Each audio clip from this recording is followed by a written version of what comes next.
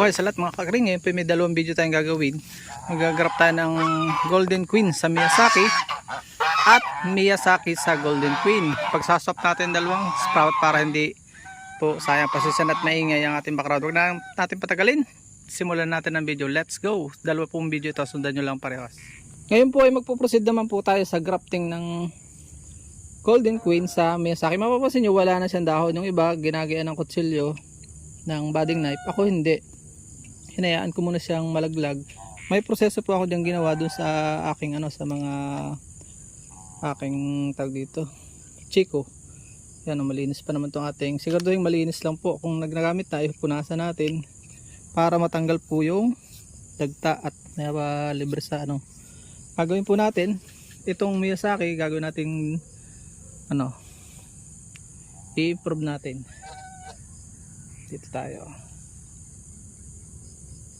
Saan bang tapat maganda? Dito. Yan.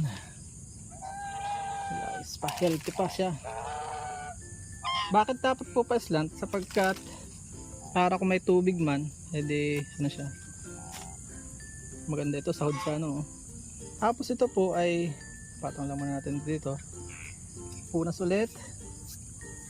Sensitive yan eh. Kailangan po gawin natin dito ng wag po maulan. Malamang na mamatay. Pagkatapos pong i-grap dapat nakasalilom lang siya.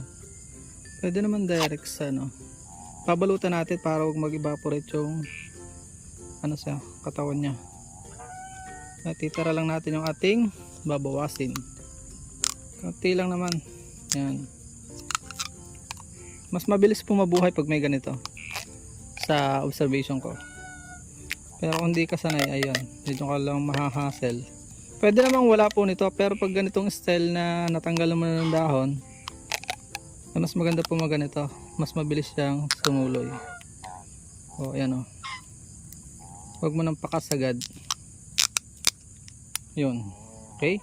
Unahin natin putulin ang biyakan ng base. Naka-ready naman ang pansuklot at saring grafting tape. Importante lang naman naka-ready ang mga gamit mo. Yan o. Yan, naka-ready na. So, bibiyakan muna natin itong base. Ang base natin itong ating tinatawag na stock. Ang mother natin po ay Kawasaki. Miyazaki.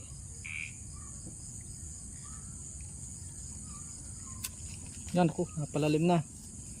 So kailangan laliman din natin dito para sukat. B-shape yung gagawin natin. Yan. Ito ako kukuha ng hayap. Yan. Ganda. Ito na yung mga best variety po yung aking gagawin ko siyang multiple varieties itong ating ginagawa.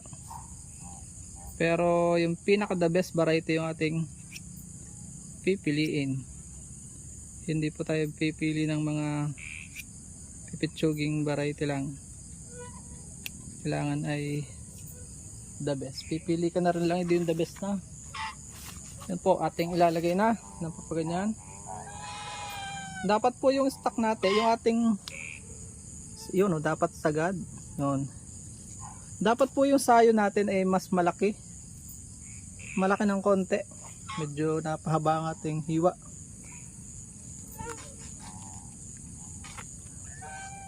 Siguraduhin yung huwag kayong aabutan ng ulan. Mas maganda kung may tolda po kayo. O, yun nga. Kasi po, delikado. Magkakapunggos yan. Ganda o. O, pabuhay ito. Para first time ko po magawa ng ganaring multiple. So, grafted na itong Miyazaki. Igagraft naman natin itong Golden Queen para ma-improve ang kanyang breed. Ang kanyang variety. At tumaas pa ang value. Mahal po nitong ganito. Kayang mapaabot mo ng 12,000. Depende sa kakayanan mong magbenta. Tapos hahagting natin sa gitna. Close natin sa gitna.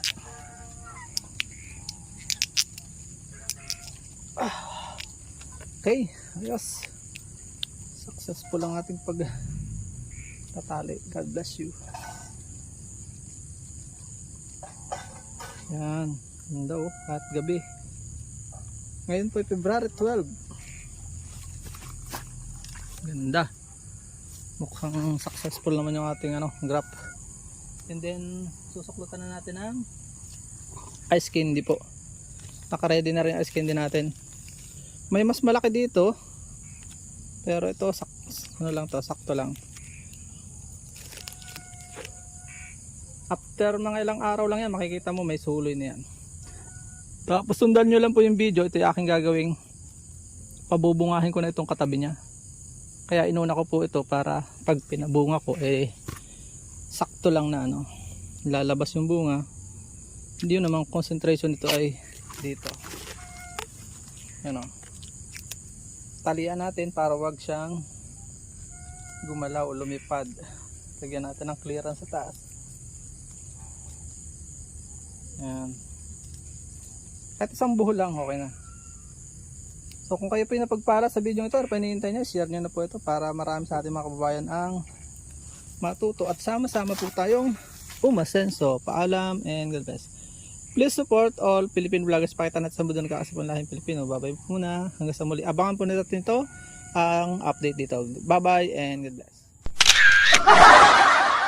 At dyan po nagtatapos ang munti natin vlog. Kung kayo po napagpala at mahilig kayo sa ganitong klase mga upload, please consider subscribing and hitting the bell icon so that you'll get notification sa mga upcoming namin videos. Ano po? Magkita-kits po tayo sa susunod natin mga vlog. Paalam and God bless. Bye bye po muna.